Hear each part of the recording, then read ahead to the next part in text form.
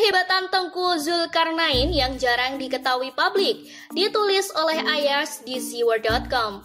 Sejak dipecat dari Komisaris Pelindo 1, Refly Harun terlihat mulai bertingkah aneh. Setelah mulai sering nyinyir ke pemerintah, dia juga mulai akrab dengan orang-orang yang konsisten menyerang Jokowi. Dia bahkan mewawancarai Tengku Zulkarnain, orang MUI yang konsisten nyinyir ke Jokowi. Dari hasil wawancara Refly Harun ke Tengku Zulkarnain, ternyata banyak kehebatan Tengku Zul yang mungkin belum diketahui oleh publik. Beberapa di antaranya adalah sebagai berikut. Yang pertama adalah jago nyanyi. Masyarakat memang sudah tahu bahwa Tengku Zul adalah mantan penyanyi radio.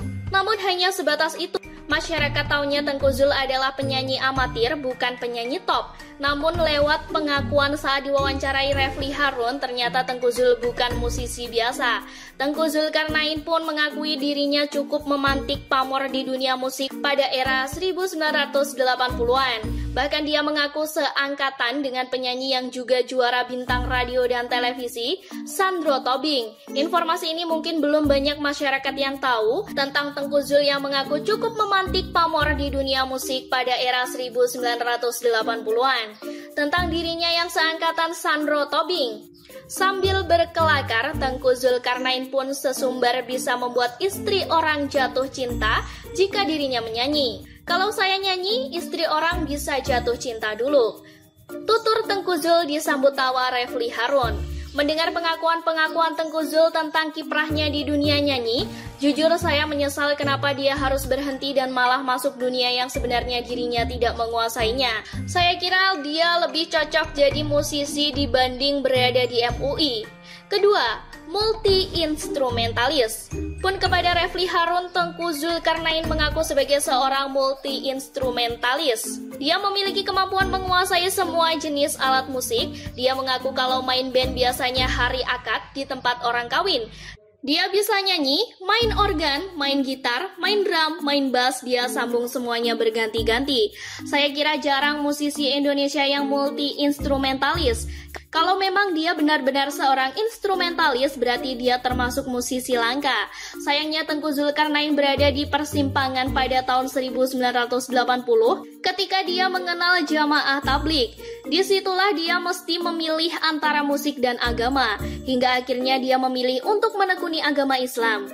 Sangat disayangkan dia mengenal Islam dari jamaah tabligh sehingga bakat musiknya menjadi ditinggalkan. Padahal kalau disuruh memilih, saya lebih senang melihat dia fokus di musik daripada di MUI.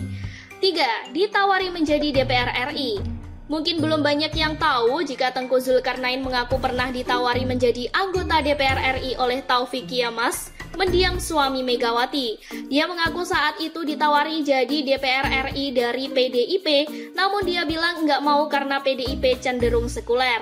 Lalu pernyataan Tengku Zul dijawab Taufik Kiamas, kapan PDIP jadi hijau kalau alim ulama nggak mau datang ke PDIP?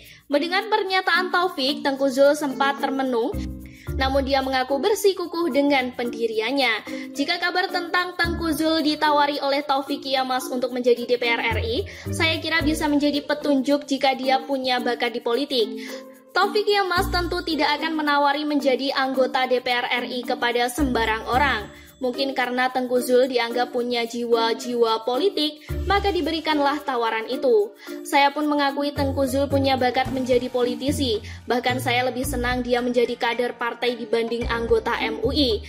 Pernyataan dan cuitannya di Twitter lebih terlihat seperti politisi dibanding anggota MUI. Saat ini dia sedang memposisikan diri sebagai oposisi yang tak berpartai. Saya berharap ke depan Tengku Zul bisa hijrah menjadi seorang politisi daripada menjadi seorang anggota MUI namun suka berbicara politik. Lebih baik sekalian saja menjadi politisi dan ikut bertarung memperebutkan kursi DPR. Selanjutnya, merasa dibutuhkan oleh pemerintah. Tapi ada Jokowi di situ yang separuh-separuh. Kalau Jokowi wafat, Kiai Ma'ruf jadi presiden, baru saya banyak membantu. Tapi kalau salah, tetap kritik, ucap Tengku Zul. Dari pernyataan ini, Tengku Zul merasa pemerintah butuh bantuan dirinya lewat pernyataan jika Jokowi wafat, dan Kiai Haji Ma'ruf Amin yang menjadi presiden dia akan bantu. Saya belum tahu bantuan apa yang akan diberikan ke pemerintah. Bakat yang dia punya adalah nyanyi dan main musik. Apakah pemerintah butuh hiburan dari musisi musisi dan penyanyi? Dari semua kehebatan Tengku Zul, saya berharap dia berhenti jadi anggota MUI dan kembali fokus mengembangkan bakat-bakatnya. Saya rasa ini jauh lebih bermanfaat. Sekian dulu berita hari ini. Jangan lupa di like, komen, dan subscribe agar Anda tidak ketinggalan informasi menarik dan ter-up-to-date lainnya dari channel